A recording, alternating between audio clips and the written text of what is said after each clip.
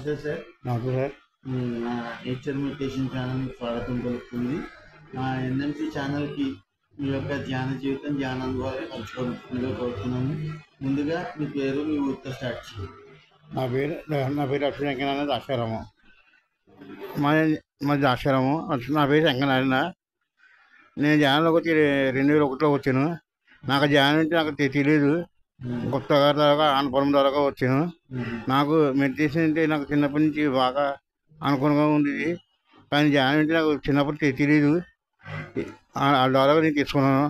కానీ ధ్యానంలోకి వచ్చాక చాలా మార్పు వచ్చింది. అందరూ పరిచయం. మీరు ఎలా ధ్యానంలోకి వచ్చాక మీలో వచ్చిన మార్పు? నేను ధ్యానంలో రాకుండా ముందు నా ఫ్రెండ్స్తో వాళ్ళతో ఇంటితో తిరుగుని, కానీ ధ్యానంలోకి వచ్చాక మార్పు వచ్చింది. కానీ ఈ మెడిటేషన్ వల్ల చాలా బాగుంది. దీనివల్ల అందరూ చేసుకోవాలని కోరుతున్నాం. దీనివల్ల నేను పొద్దున్న 5 to 6 చేస్తున్నాను. చాలా బాగుంది, ఫ్రీగా ఉంది, బాడీ కూడా చాలా బాగుంది. చేసిన వల్ల అనుభూతులు కొత్త తిరుగుతున్నాయి. కొత్త పరిచయం అవుతాం, కొత్త పరిచయం అవుతాం. అందరూ చాలా బాగుంది. కానీ దీనివల్ల చాలామందికి ఉపకారం ఉంది. అందరూ చేయాలని కోరుకుంటున్నాను. జయ గురుదేవా. పౌర్ణమి ధ్యానం చేశారు ఎప్పుడైనా? నేను పౌర్ణమి ధ్యానం అంటే పొద్దున్న మార్నింగ్ 6కి 5 to 6 చేస్తాను. అమావాస్య ధ్యానం అంటే ఇప్పుడు చేయలేదు. పౌర్ణమి ధ్యానం చేసుకోండి. పిరమిడ్లు అంటే చేయలేదు. సారీ, పిరమిడ్లో చేశాను.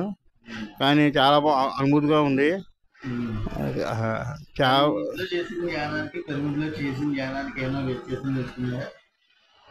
అంటే ఇంట్లో చేసింది పైన మేడం చేసింది కొంచెం ఫ్రీగా ఉండేది.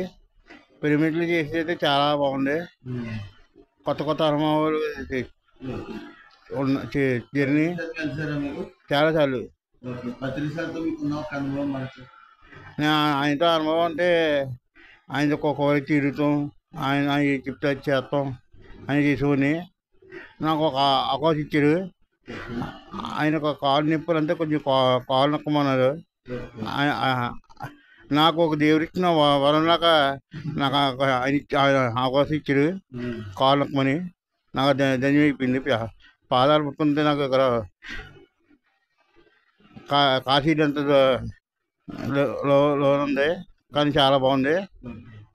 కానీ ప్రతిసారి ఈ బలంగా బతుకుంటే కొన్ని కోళ్ళు జనాలు బతుకులు, కొన్ని జీవులు కూడా బతుకుతాయి.